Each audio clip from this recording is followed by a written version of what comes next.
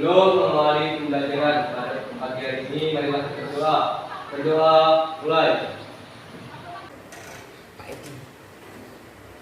Berdoa selesai.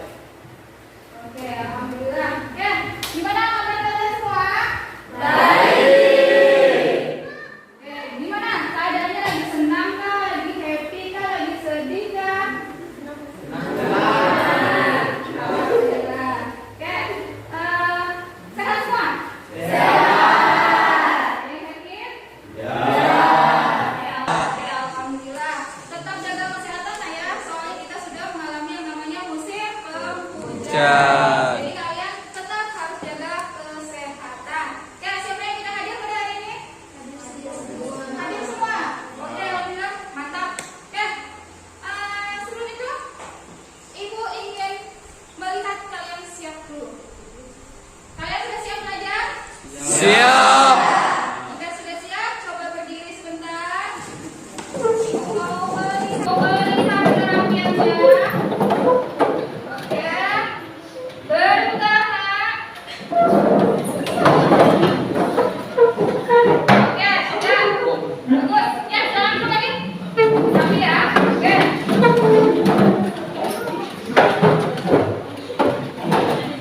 Buku sama pulpen sudah ada di atas meja? Nah, oke. Kita mulai pelajaran kita pada hari ini. Coba kalian lihat gambar apa yang ada di depan kalian. Apa yang kalian inginkan jika melihat gambar ini? Candi. Candi. Selain itu apa lagi? Yupa. Prasasti. Kira-kira ini hasil dari kebudayaan apa? Hindu-Buddha. Hindu-Buddha ya. Oke, jadi ini adalah hasil dari kebudayaan Hindu-Buddha. Nah, yang jadi pertanyaan sekarang. Ya, yang jadi pertanyaan sekarang. Kenapa sih agama Hindu-Buddha itu bisa masuk ke Indonesia? Kenapa kira-kira, Nak? Kenapa Nak kira-kira budaya Hindu-Buddha bisa masuk ke Indonesia? Ya? Ada hubungannya dengan nusantara aksara, yaitu kepercayaan animisme dan hedonisme. Oke, ya benar sekali Puspa. Jadi, kenapa sih agama Hindu dan Buddha bisa masuk ke Indonesia? Itu berhubungan dengan kepercayaan masyarakat lalu, yaitu masyarakat praksara, yaitu kepercayaan animisme dan dinamisme, yaitu percaya kepada roh-roh nenek moyangnya. Anda jangan ragu untuk mengungkapkannya ya. Oke. Jadi nih, tujuan pembelajaran kita pada hari ini.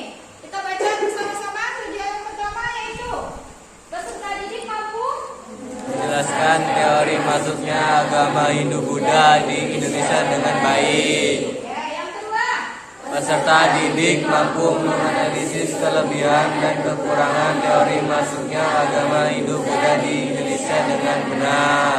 Oke, yang ketiga Peserta didik mampu menganalisis teori yang tepat mengenai masuknya agama Hindu-Buddha di Indonesia dengan cermat. Oke, ya, jadi ini kurang lebih tujuan pembelajaran kita pada hari ini. Jadi setelah pembelajaran ini Ibu harapkan kalian itu mampu mengerti apa sih tentang teori masuknya agama Hindu-Buddha, apa kelebihan dan kekurangannya, serta kalian bisa menganalisis teori yang benar, yang paling tepat tentang masuknya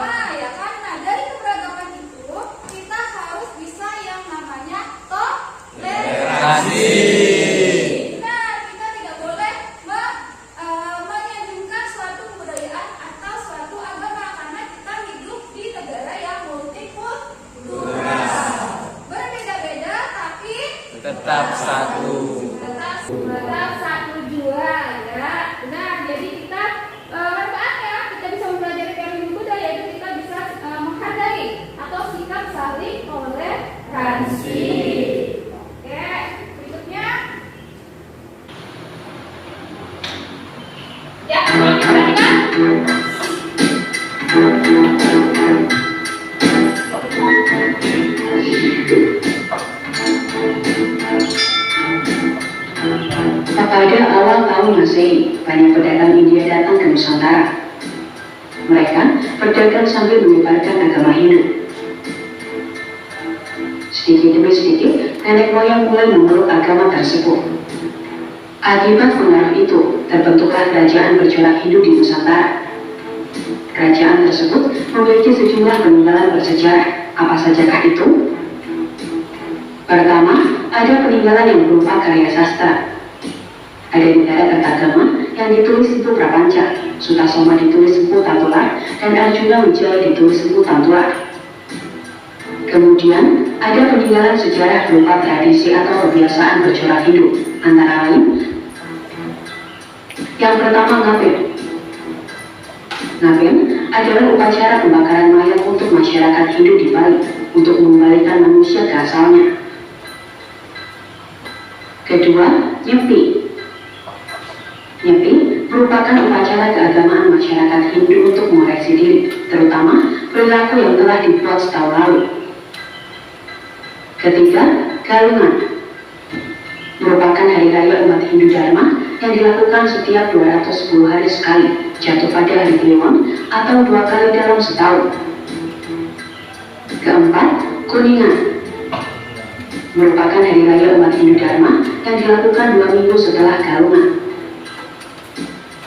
Kelima, sadrana dilakukan oleh masyarakat Hindu dengan membawa sesajen ke kuburan atau tempat keramat. Keenam, kesodo merupakan upacara yang dilakukan oleh masyarakat Hindu di Tengger, Jawa Timur. Kesedo adalah upacara persembahan sesajen ke kawah Gunung Bromo.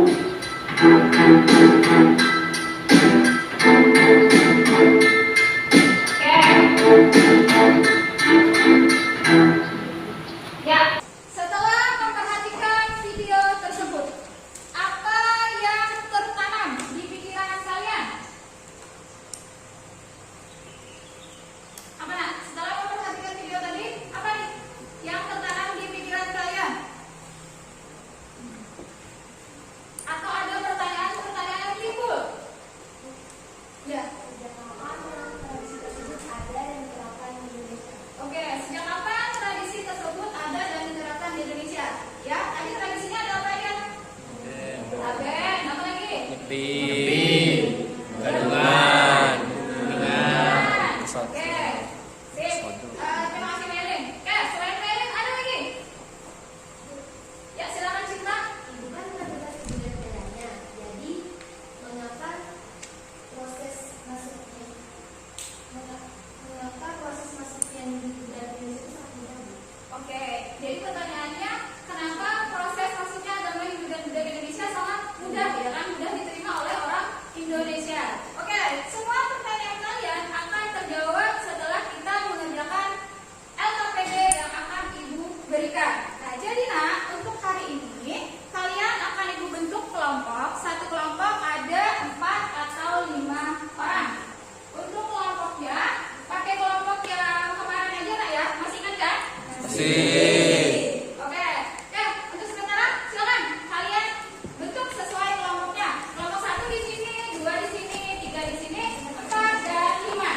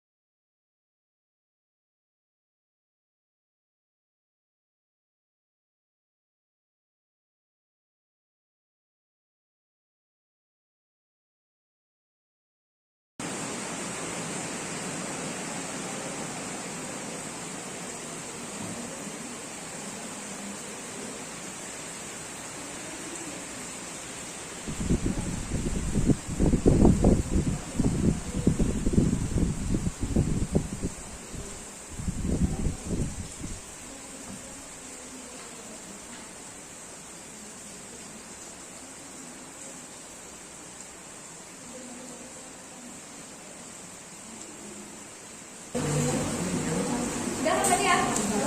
Ini sudah? Sedikit lagi. Kelompok Puspa disiapkan untuk maju ke depan. Nah, kelompok yang lain saat kelompok yang Puspa maju ke depan bisa kalian perhatikan dan ibu wajibkan kalian untuk memberikan pertanyaan. Kalau misalnya kalian tidak setuju dengan apa yang dihasilkan oleh kelompok Puspa, silakan angkat tangan. Oke nak?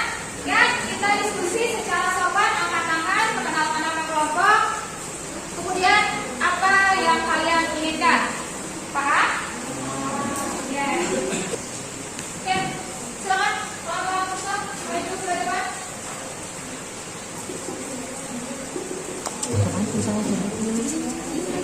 Perhatikan kelompok 1, kelompoknya Puspa, untuk mendiskusikan hasil yang mereka peroleh. Assalamualaikum warahmatullahi wabarakatuh.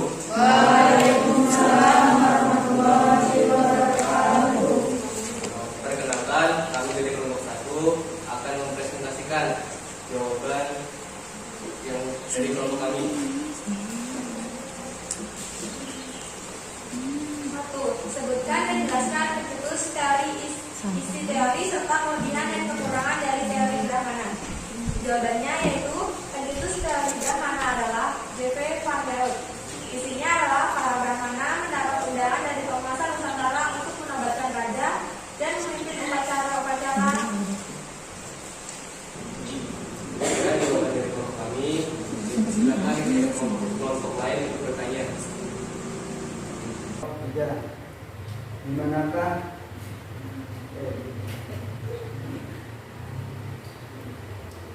Dimanakah prasasti Hindu-Buddha ditemukan? Oke, pertanyaan dari kelompok 3. Ya, terima kasih Adi. Di manakah prasasti Hindu-Buddha ditemukan? Berarti letaknya ya. Prasasti apa ini nak? Umum. Prasasti umum, yang penting prasasti. Perkenalkan, saya perwakilan dari kelompok 4 yang bertanya, kenapa kelompok 1 memilih teori Brahmana untuk jawabannya? Oke, dari kelompok 4. Oke, terima kasih Jaskia. Ya, jadi pertanyaan Jaskia, kenapa kelompok 1 memilih teori Brahmana? Baik, di sini saya akan menjawab pertanyaan dari kelompok 3, di manakah prasasti Hindu-Buddha ditemukan? Jawabannya yaitu di Sungai Mahakam, yaitu tepatnya di Kalimantan Timur. Apakah bisa diterima oleh kelompok 3? Bisa. Oke, kelompok ada yang mau menambah atau menambahkan? Pertanyaannya di mana letak prasasti yang ada di Indonesia? Berarti umum ya, terserah di mana aja. Dan jawaban kelompok 1 adalah prasasti yang ada di wilayah Kalimantan Timur. Oke, prasasti apa namanya nak? Prasasti apa yang cantik? Benar, prasasti Yupa. Jadi jawaban dari kelompok 3, jangan bertanya di mana letak prasasti yang ada di Indonesia. Apa sebenarnya? Berarti bisa dibilang contoh, yaitu prasasti Yupa yang ada di daerah Kalimantan Timur. Peninggalan dari kerajaan mana?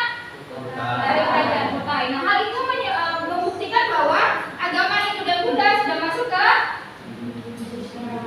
Indonesia, tepatnya di wilayah Kalimantan Timur. Oke, good job. Oke, saya berikutnya. Saya akan menjawab pertanyaan dari kelompok 4. Pertanyaannya, mengapa kelompok 1 memilih jawaban teori Brahmana untuk soal nomor 6? Kelompok kami memilih jawaban teori Brahmana untuk soal nomor 6 karena hanya teori Brahmana lah yang mendekati kebenarannya dan hanya teori Brahmana yang memiliki bukti nyata. Oke, gimana kelompok 4? Apa bisa diterima? Nggak bisa diterima? Apa nak? Kan kelemahan teori ini, India ada peraturan bahwa Brahmana tidak boleh keluar dari negara. Terus gimana caranya Brahmana itu menyampaikan kayak kebudayaan Ya, agamanya ya, bagaimana caranya menyampaikan agamanya. Sedangkan mereka tidak boleh keluar dari India. Oke, gimana nomor 1? Bisa ini. Perkenalkan, saya perwakilan dari kelompok 3 yang membantu kelompok 1 atas pertanyaan yang diberikan oleh kelompok 4. Jadi, kenapa bisa Brahmana datang ke Indonesia? Karena para Brahmana diundang oleh kepala suku Indonesia untuk datang ke Indonesia dalam rangka melegitimasi kekuasaan mereka sehingga setara dengan raja-raja di India. Oke. Oke, gimana kelompok 3? Bisa diterima? Tambahan dari dulu?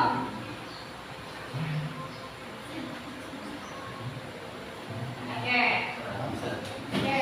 Oke, tadi jadi sudah dibantu ya, kelompok 1 ya, dibantu oleh kelompok 3. Oke, beri tepuk tangan teman-teman dong. Ya, jadi menurut Tenu, teori yang memperkuat tentang Brahmana yang benar itu adalah karena raja-raja lokal di Indonesia meminta memberikan undangan kepada kaum Brahmana untuk datang ke Indonesia. Ngapain? Melegitimasi kekuasaan mereka. Artinya para raja lokal itu mengundang Brahmana untuk kayak sebagai Brahmana itu mengakui bahwa mereka itu kedudukannya benar kuat, ya kan? Oke, gimana nomor 1? Oke, bisa diterima sarannya? Ya. Oke, sama dulu dulu ya. Sekian presentasi dari kelompok kami. Kami akhiri. Assalamualaikum warahmatullahi wabarakatuh. Waalaikumsalam warahmatullahi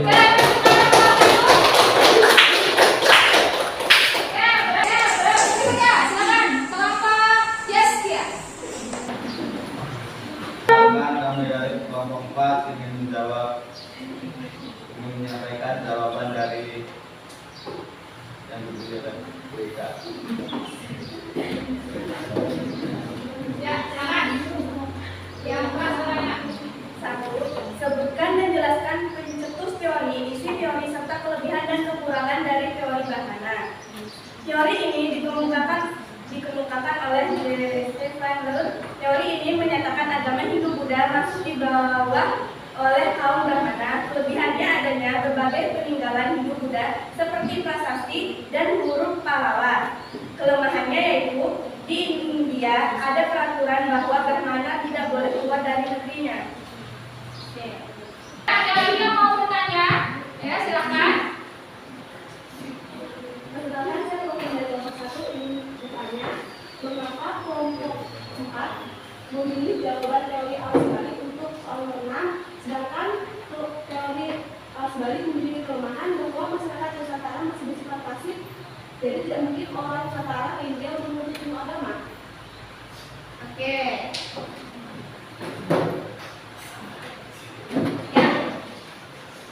Pertanyaan dari kelompok 1 untuk kelompok 4. Kenapa kelompok 4 memilih teori arus balik padahal dikatakan bahwa orang Indonesia itu pasif, ya, pasif, tidak bisa belajar agama Hindu di India. Teori arus balik itu mendekati kebenarannya, dibuktikan dengan prasasti Nalanda, menyebutkan Bala Putra Dewa, Raja Sriwijaya, meminta kepada Raja India untuk membangun wihara di Nalanda sebagai tempat untuk menimba ilmu para tokoh dari Sriwijaya. Ternyata Raja Sriwijaya itu ternyata dikabulkan. Dengan demikian, setelah para tokoh atau pelajar itu menuntut ilmu di sana, mereka kembali ke Nusantara. Gitu, setelah dikabulkan. Ya, gimana? Nomor 1.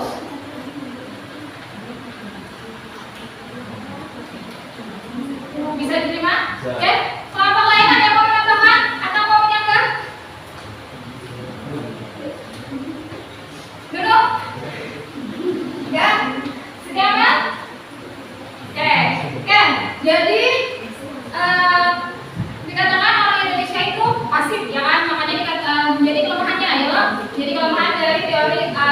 balik. Nah, tapi bukti kuatnya itu yaitu adanya prasasti Nalanda tadi. Nalanda itu merupakan salah satu bukti kuat dari kebenaran adanya teori arus balik.